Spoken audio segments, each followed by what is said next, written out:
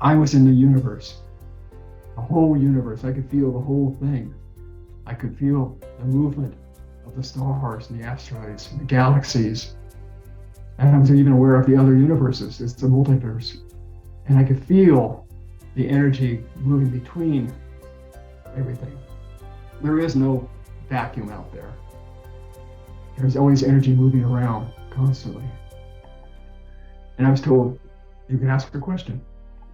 So I asked, where was I made? Where was I created? And when? Hello and welcome to Passion Harvest. I am Luisa, your host. Thank you so much for joining me wherever you are in the world right now. We have Greg Thompson back on the show. He has had several near-death experiences and one shared death experience. Greg is the author of Living with My Spirit Guides, and this is his story and this is his passion. Greg Thompson, I'm so honored and excited to have you back on the show. Welcome. Thank you. What I liked was bourbon, straight. No ice or anything, just straight, a shot. And I pretty much finished that one shot, and another one was coming to take its place. I'm like, okay, it's time for me to get out of here. I didn't, and I ended up staying. And the next thing I know, it's closing time. I get up and I go, whoa, now I know I'm drunk. And I'm seriously drunk. I've not been this drunk except one other time in my life, and that was in college, where I didn't have to walk anywhere except from one dorm room to another dorm room. Now I have to drive. And I thought, well, I'll take a taxi. That's safer. And I thought, no, whoa. I have carpool duty tomorrow morning. My car sits here. I'm not going to be able to drive them. So I have to drive home. The logic that goes on in the mind. So I got in the car. Well, you can kind of gather where we're going with this story. I get on the freeway and I have to drive about a mile up the road north. And then I take the 520 exit going east from Bellevue over to where I live up in the Spanish Plateau. And it's about a 10-minute drive. I take the corner and I start going around that corner. And I go around that corner, and the next thing I know, I'm leaving my body and I'm flying upward. And the only thing around me is really dark gray, kind of a void, if you will. But I'm aware of that above me somewhere there's light, and I'm moving toward that light. And as I'm moving toward it, two spirits appear and go around. I don't know if it's the same two, but they were floating around, and they have kind of a look like a kind of a wisp of cloud, just kind of stretched out and gray. At least to me, they're gray. I know other people see them in different colors. And one of them would put on a face, look at me, and say, "Why are you here?" It's what they were mimicking and going around, and I'm slowly floating up. And I'm feeling guilty. I'm aware that now something's wrong. I shouldn't be floating in the air. I should be driving the car. So something has happened. I don't know what, but it's not good. And I can feel the love, the strength of the spirit above me coming as I'm coming closer and closer to it. And then it becomes aware that I'm there. Oh, my spirit guides are having fun with this one. Interruption. My spirit guides, when they get excited, there's a cold air that comes around here. And they are just going, wow. So, sorry. Yeah. Okay, so I'm getting closer and closer to the spirit, and I'm feeling more and more guilty because I don't think I should be here. And the warmth and love of the spirit is starting to go through my soul and just warming me up and feeling really good. And as I get closer and closer to it, I'm thinking, well, maybe this is okay. And then all of a sudden, there's some like consternation of some sort above. And then I hear the word no yelled loudly, and it shakes me through my soul, and I end up in my car. The car is not moving.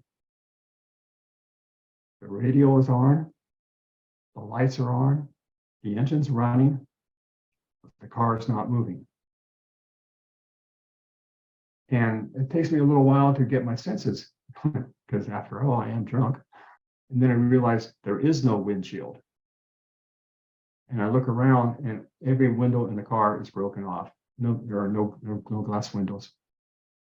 I decide I have to get out of the car to see what happened. I turned off the engine. At that time, we were kind of going, well, there may be gas flowing, so turn off the engine. Turned off the engine. I pushed the door open. It took a while to get it open, but I finally got it open. I got out and I looked and I go, oh, no, that's why it didn't want to open. The top of the car had been pushed down.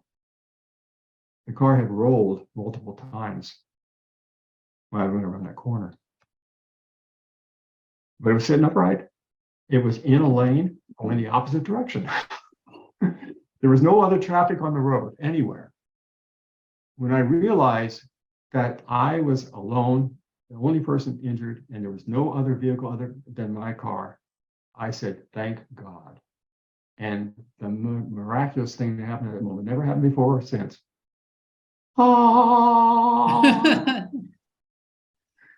And I'm going, okay, yes, I think I'm learning my lesson here. Cops showed up. We went through the whole routine. They took me to the hospital because I was bleeding. Of course, they also wanted a blood sample. And the doctor was surprised I was alive. And I'm going, yeah, I came close. And it's hard for me to even say now. I took my hands off the wheel. I tried to commit suicide. I had been under a lot of pressure for quite some time, and I took that promotion with debating whether I should take it or not, and found out it was a lot more work than I had done before. And I was drowned in work responsibilities. And it was just overpowering, I guess. And then add booze to that bad combination. Needless to say, I no longer drink, by the way. I stopped right then and there. And I had no trouble stopping. I had to go to AA meetings for 2 years. The state said, if you do that, then we won't put it on your record. Well, by the time I went to the first one, I had already stopped, and I didn't, I listened. The last NDE happened in 2013. This is the most powerful one. I had been diagnosed with congestive heart failure. I've been diagnosed with diabetes. I had a viral foot infection where they had to cut out the viral infection. There's no way, at that time at least, to do any medications to it. There's antibiotics to keep it from spreading any further, but there was no way to get rid of it without just cutting it. And it had to cut bone and tendon out because it eats anything it can. So I had 3 surgeries in 10 days. The hospital wanted the room, so I had to leave. And it's also less expensive to move elsewhere. And I ended up at a rehab location. And I was there for 5 days. And then the world changed. What happened almost within a day is I lost my feeling in my toes and in my foot. They didn't move anymore. I couldn't move them. Then my legs, my fingertips, my fingers, my hand, my arm, and then the torso. By the end of the 5th day, I couldn't move. I could still move my neck a little bit, but not much. On the 6th morning, about 1 o'clock in the morning, I had it kind of figured out by then. They never turn on, they never turn on the lights, but I kind of knew the routines. And they had changed nurses, so it had to be about 1 in the morning. She came in and said, Mr. Thompson, how are you doing? My response was grunt. Thank you, Mr. Thompson. And she left. I decided, well, if I'm dying, how are people going to react? How are friends going to react? And I went through the litany of friends. And they'll be okay. Some of them would be more hurt than others. And I went through loved ones. Nancy's parents, they came to mind immediately. And they would they'd be okay. They'd survive. They'd be worried about Nancy, my love. How would she take it? There was nothing else to think about. It was all done. So I'm just lying there, and finally, I think, I give up. And everything went silent. I didn't realize that until I was looking back on it a year or two later. Complete silence can't happen for me. I have tinnitus from the congestive heart failure. I hear my heartbeat all the time as I'm sitting here. It's hiss, hiss, hiss, hiss, hiss, hiss, all the time. It doesn't stop. If it does, I'm not listening anymore. I'm not here. It was complete silence. And then it happened.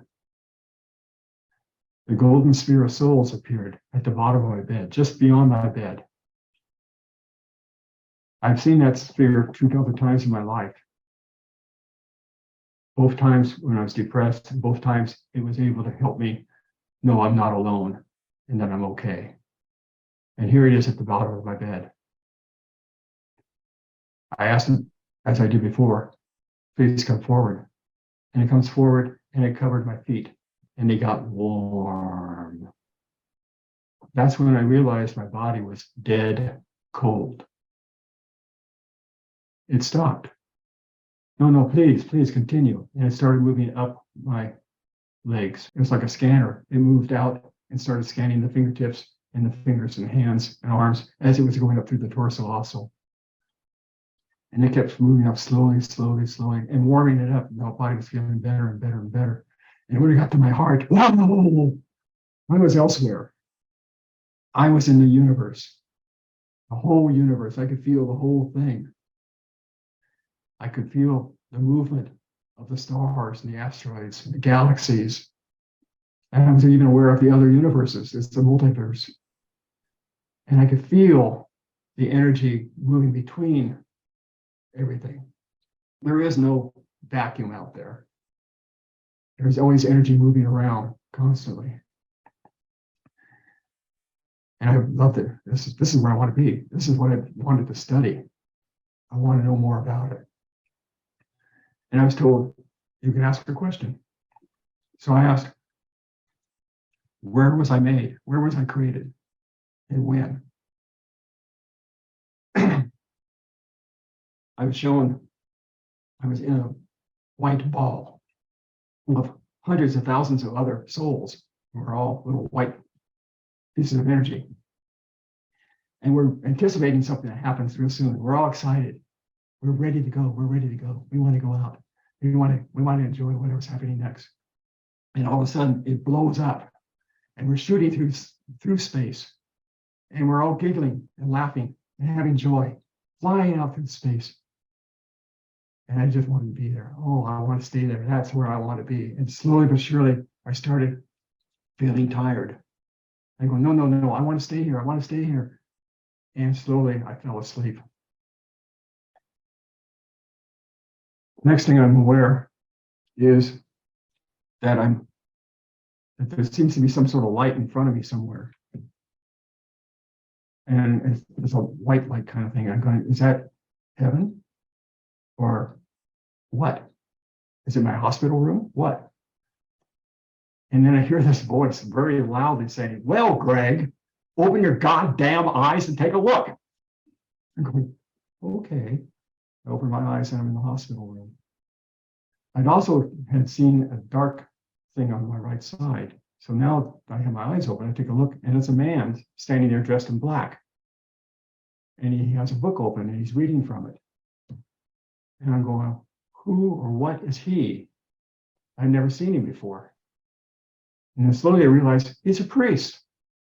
What's he doing here? I don't belong to any established religion. So why is he here? He finishes what he's reading, closes the book, looks at me and says, oh, good morning, my son. I said, hello. He'd just given me last rites. He said, I understand. And he turned and started leaving. I said, wait. He said, what? I said, let the nurse know I'm hungry. And he laughed and said, you ran out the door. During the day, I had doctors, nurses, technicians coming in either by themselves or in groups. They wanted to see the man who died and came back to life again. They'd only heard that happen once before in that building. But since then, I've been pretty much alive. NDEs are an interesting thing. They change your views, how you look at life. I'm not scared to death at all anymore. Doesn't bother me. I don't think I ever really was. This is just a transition when you leave the body. That's all it is. Moving on to another life, another form. So anyway, that's my near-death experiences. I hope you got something out of it, and thank you very much. Oh, Greg, thank you so much for sharing your incredible stories with just such honesty and openness. So I really, really appreciate it. Yeah, thank you. And thank you so much. I appreciate it. Okay, bye, Greg. Bye-bye. If you liked this episode, please do subscribe for weekly passionate, inspirational interviews.